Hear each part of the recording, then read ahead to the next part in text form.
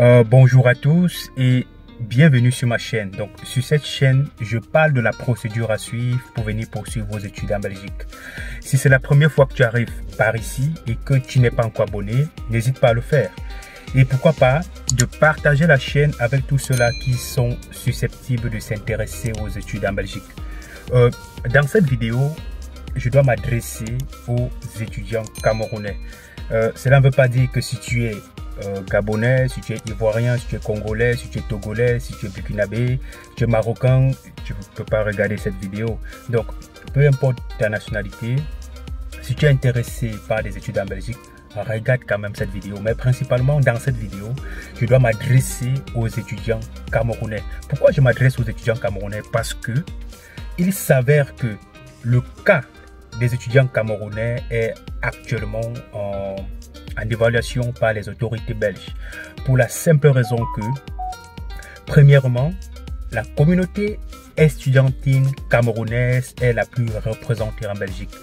D'ailleurs, lors d'une réunion récemment, l'Office des étrangers avait mentionné cela et il s'étonnait du fait qu'ils n'ont pas colonisé le Cameroun, ce qui est quand même bizarre. Ils n'ont pas colonisé le Cameroun, mais comment se fait-il qu'il y a autant de Camerounais en Belgique? Mais la question que je me suis posée, c'est donc il faut avoir colonisé un peuple pour que ce peuple-là se retrouve chez vous. Bref, c'est pas là le débat.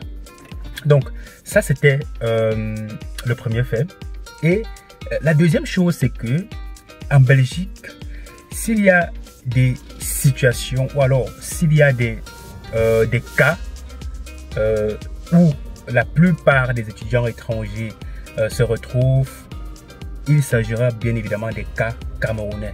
Donc, je prends l'exemple des dossiers qui soit ont assez de fraude, soit qui ne respectent pas les conditions demandées, soit des étudiants qui arrivent sur le territoire et ne vont pas jusqu'au bout de leur formation, soit des étudiants qui arrivent sur le territoire font des demandes d'asile, soit arrivent sur le territoire, changent de statut aussitôt. Bref, ça, principalement, on reconnaît les Camerounais dans ça.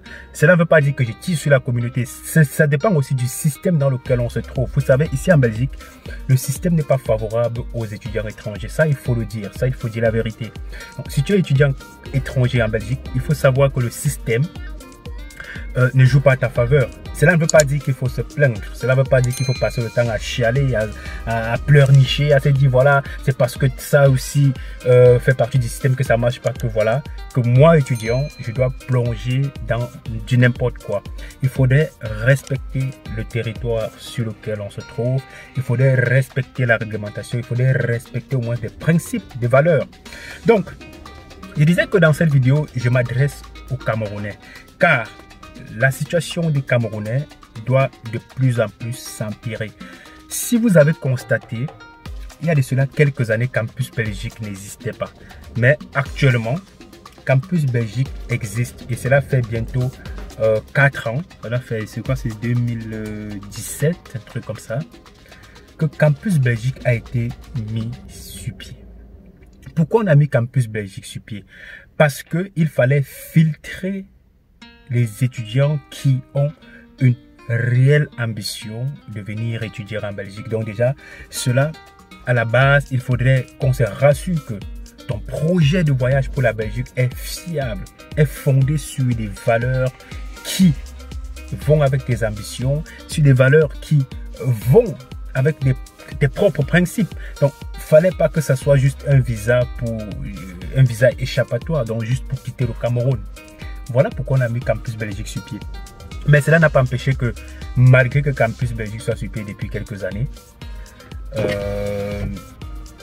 la Belgique a toujours encaissé un nombre record de demandes de visa venant du Cameroun. D'ailleurs, l'année dernière, malgré le Covid, il y a eu un record de demandes de visa. Donc, plus de 1500 demandes de visa étudiants. Ça, il faut le reconnaître. Maintenant, on ne va pas entrer dans les chiffres, combien ça coûte une demande de visa, combien l'État belge encaisse. Ça, ce n'est pas le but de cette vidéo. Je veux juste attirer l'attention des étudiants camerounais qui souhaitent, ou alors qui dans les années, ou l'année prochaine, ou cette année, ou voilà, qui vont souhaitez venir étudier en Belgique, de faire très attention. Pourquoi? Parce que la procédure doit devoir se compliquer davantage pour eux, surtout pour les Camerounais. Donc, Campus Belgique maintenant est sur le point de se transformer en une entité comme Campus France. Pour ceux qui ont essayé la procédure pour la France, rassurez-vous, c'est Campus France qui gère presque toute la procédure. Donc, les démarches auprès des écoles, parce que Campus France est en partenariat avec des écoles en France. Campus Belgique, donc, sera probablement en partenariat avec les universités et les hautes écoles en Belgique. C'est-à-dire l'étudiant ne doit plus envoyer son dossier directement à l'école en Belgique. L'étudiant sera obligé de déposer sa demande auprès des Campus Belgique au Cameroun. Et c'est Campus Belgique qui doit te faire, tu dois passer l'entretien à Campus Belgique. Et c'est après cet entretien-là, si eux ils jugent que tu as un projet de voyage vraiment convaincant, ils vont transmettre ton dossier auprès de l'université. Et c'est à partir de ce moment, si tu es admis, que tu pourras introduire la demande de visa. Donc, tu ne vas plus aller à Campus Belgique directement pour ta demande de visa. Ce qui va davantage compliquer la procédure pour les Camerounais. Voilà pourquoi j'attire votre attention. Il est très important de pouvoir faire les démarches vous-même. J'insiste là-dessus. D'ailleurs, je vais profiter pour remercier tous ceux qui ont acheté mon guide cette année. Parce qu'avec ce guide, toi étudiant, toi parent, toi élève, jeune travailleur qui a pour ambition de venir en Belgique, tu seras capable d'entamer les démarches de toi-même étape par étape jusqu'à l'obtention du visa. Et en prenant ce guide-là, je suis là pour vous assister. Donc, et c'était ça le but. Donc, j'ai anticipé parce que je voyais ça venir. Donc, vous vous imaginez qu'il doit falloir que chaque étudiant soit capable d'entamer les démarches lui-même.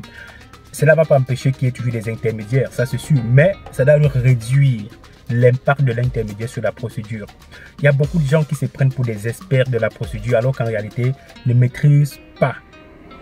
C'est pourquoi j'insiste en disant il faut vous renseigner sur la procédure, il faut comprendre la procédure, il faut être capable d'entamer les démarches vous-même. Parce que votre projet de voyage pour la Belgique, c'est vous qui allez défendre cela à Campus Belgique. C'est vous qui allez expliquer. Et quand tu te mets devant ton propre projet, tu es capable de l'expliquer parce que tu comprends. Il y a beaucoup de gens à qui on confie des dossiers. Il y a des intermédiaires qui vont vous trouver une inscription dans une filière qui n'a rien à voir avec ce que vous avez eu à faire dans le passé. Et ça cale au niveau de la demande de visa. C'est ce qu'on ne vous dit pas. Leur but, c'est de vous trouver une admission, puisque vous-même vous voulez l'admission à tout prix. Il y a beaucoup d'étudiants qui te mettent la pression. Lorsqu'ils te remettent un dossier, les délais sont en train de passer, tu n'as pas encore une admission, ils te mettent la pression, il y a telle école qui est disponible, est-ce que tu ne postules pas pour moi? Mais en réalité, ils ne comprennent pas que le but n'est pas de postuler n'importe où. Le but, c'est d'obtenir une inscription dans une école qui cadre avec ton projet. Tu ne peux pas avoir fait des études en sciences de gestion et vouloir aller t'inscrire en art graphique ou là t'inscrire en... qu'est-ce que je veux dire? Il y a des filières comme quoi? Bref, des filières qui n'ont rien à voir avec ce que vous avez eu à faire. Donc, c'est de là que le problème commence. Le problème commence à la base avec le projet d'études. Et on reconnaît que la communauté camerounaise, ou alors les Camerounais sont champions dans ça. Il faut être capable de remettre parfois à demain ce qu'on ne peut pas faire aujourd'hui. Ça veut tout simplement dire que si cette année, tu te rends compte que les écoles que tu avais ciblées pour ton projet de voyage n'est pas en train de mordre ou alors n'est pas en train d'aboutir, c'est pas la peine de te précipiter à avancer dans la procédure avec une inscription qui va te bloquer au niveau de la demande de visa. Il faudrait peut-être réajuster ta stratégie. Peut-être que les écoles que tu avais choisies, peut-être que tu n'as pas eu des inscriptions. Pose-toi des bonnes questions. Pourquoi j'ai pas eu d'inscription? Qu'est-ce qui s'est passé? Quels sont les motifs de refus à chaque fois que j'ai postulé dans telle ou telle école? C'est comme ça qu'on essaye de se poser des bonnes questions lorsqu'on entame une procédure de voyage. Donc, comme je disais dans cette vidéo, pour clôturer, chaque étudiant étranger doit être capable de faire les démarches de lui-même. Ça, c'est très important. Donc, si tu n'es pas capable de faire les démarches de toi-même, rassure-toi, tu risques dans quelques années être confronté à un problème de procédure parce que ça doit de plus en plus être difficile. Alors, je pense que dans cette vidéo, j'ai attiré l'attention des étudiants camerounais surtout, parce que ce n'est que les Camerounais qui ont Campus Belgique. Tous les autres pays qui candidatent pour des études en Belgique, il n'existe pas de Campus Belgique. Bref, jusqu'ici, nous sommes le 10 juin 2021.